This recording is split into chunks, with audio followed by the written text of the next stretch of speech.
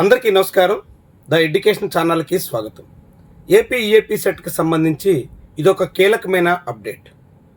EAP set రాస్తున్న విద్యార్థులందరికీ ఇది ఒక రకంగా ప్రతికూల సంకేతమేనని చెప్పాల్సి ఉంటుంది.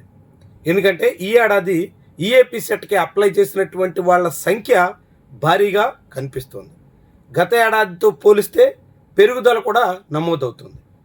ఈ ఏడాది ఇప్పటికే మార్చి 20వ తారీఖు నాటికి 3,50,000 మంది పైబడి అప్లై చేశారు. అందులో 2,72,000 మంది ఇంజనీరింగ్ స్ట్రీమ్కి అప్లై చేస్తే దాదాపు 75,000 మంది వరకు అగ్రికల్చర్ ఫార్మసీ స్ట్రీమ్కి అప్లై చేసినట్టుగా అధికారికంగా ఈఏపీ సెట్ కన్వీనర్ వెల్లడించినటువంటి డేటా చెప్తుంది. అంటే గత ఏడాదితో పోలిస్తే అప్లై చేసినటువంటి వాళ్ళ సంఖ్య గణనీయంగా ఉంది. లేట్ ఫీజుతో మరికొంతమంది అప్లై చేయడానికి కూడా ఇంకా అవకాశం ఉంది. కాబట్టి ఇంకా అడపదడప అక్కడక్కడ ఒకరిద్దరు పెరిగితే పెరగచ్చు. అయితే ఈఏపీ సెట్కి ఆశావాహులు అభ్యర్థుల సంఖ్య పెరిగినటువంటి సమయంలోనే ఆంధ్రప్రదేశ్ రాష్ట్ర ప్రభుత్వం తీసుకున్న నిర్ణయం కారణంగా ఇంజనీరింగ్ సీట్ల సంఖ్య తగ్గిపోతుంది. ముఖ్యంగా కన్వీనర్ కోటా సీట్ల సంఖ్య గణనీయంగా పడిపోబోతోంది. ఎందుకు కారణం అంటే ఆంధ్రప్రదేశ్ రాష్ట్ర ప్రభుత్వం అనేక ప్రైవేట్ ఇంజనీరింగ్ కాలేజీల యాజమాన్యాల ప్రతిపాదనలు తగ్గట్టుగా డీమ్ టు బి యూనివర్సిటీలుగా పలు సంస్థల్ని ప్రకటిస్తుంది. దీనివల్ల ఒక్కసారి డీమ్డ్ హోదా దక్కినటువంటి క్యాంపస్ల్లో కన్వీనర్ కోట ఉండదు. ఆ క్యాంపస్ మేనేజ్మెంట్లు స్వయంగా ఎగ్జామ్ నిర్వహించి లేదంటే పూర్తిగా మేనేజ్మెంట్ కోటా సీట్లుగా ఇంజనీరింగ్ సీట్లను అలాట్ చేసే ఛాన్స్ దక్కుతుంది. ఇప్పటికే విఆర్ సిద్ధార్థ లాంటి ప్రెస్టీజియస్ కాలేజెస్ అలాంటి డీమ్డ్ హోదా రావడంతో ఈఏపీ సెట్ కోటా నుంచి పక్కకు తొలగిపోయాయి.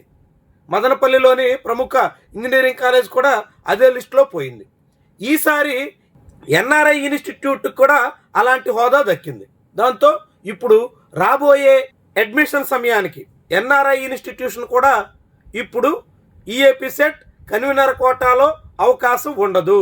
దాంతో ఎవరైనా మేనేజ్మెంట్ కోటాలో చేరాలనుకుంటున్నటువంటి వాళ్ళు లేకుంటే ఆ ఎన్ఆర్ఐ కాలేజ్ నిర్వహించే అడ్మిషన్ టెస్టుల్లో సీటు సంపాదించుకునేటువంటి వాళ్ళకి మాత్రమే అవకాశం ఉంటుంది. ఎన్ఆర్ఐ విద్యా సంస్థలకి తెలుగుదేశం పార్టీ ఎమ్మెల్సీ ఆలపాటి రాజాకు సన్నిహిత సంబంధాలు ఉన్నాయి. ఆయనే సొంతంగా ఎన్ఆర్ఐ పేరుతో పలు విద్యా సంస్థలు నడుపుతున్నారు. ఇలాంటి తరుణంలో తెలుగుదేశం పార్టీ కావలసినటువంటి వాళ్ళు, అధికార పార్టీ నేతలకు సన్నిహితులైనటువంటి వాళ్ళు అలాంటి క్యాంపస్లన్నీ డీమ్ టు బి యూనివర్సిటీగా హోదా సాధించేస్తుంటే ఇక కన్వీనర్ కోటాలో సీట్లు క్రమంగా తగ్గిపోయే ప్రమాదం ఉంటుంది. కన్వీనర్ కోటాలో సీట్లు లేకపోవడం వల్ల అనేక మంది నష్టపోయే ప్రమాదం ఉంటుంది.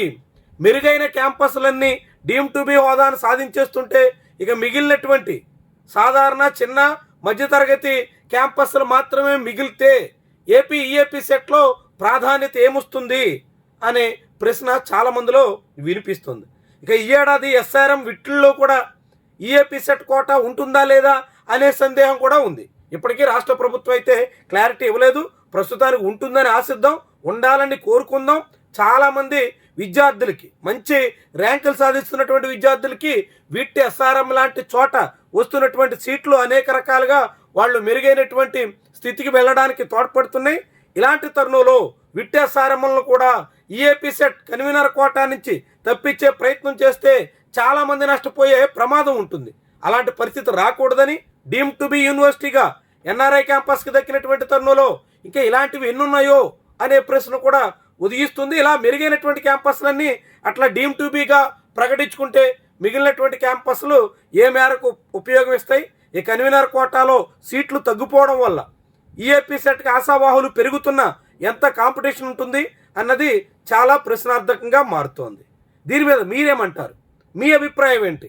ఇలా పెద్ద పెద్ద ఇంజనీరింగ్ కాలేజీ యాజమాన్యాలన్నీ డీమ్ టు బి హోదాను తెచ్చుకుంటే, ప్రభుత్వం మీద ఒత్తిడి పెట్టి తమకు అనుకూలంగా మలుచుకుంటే ఇక మిగిలినటువంటి క్యాంపస్ల గురించి మీ అభిప్రాయం ఏంటి? కామెంట్ రూపంలో తెలియజేయండి.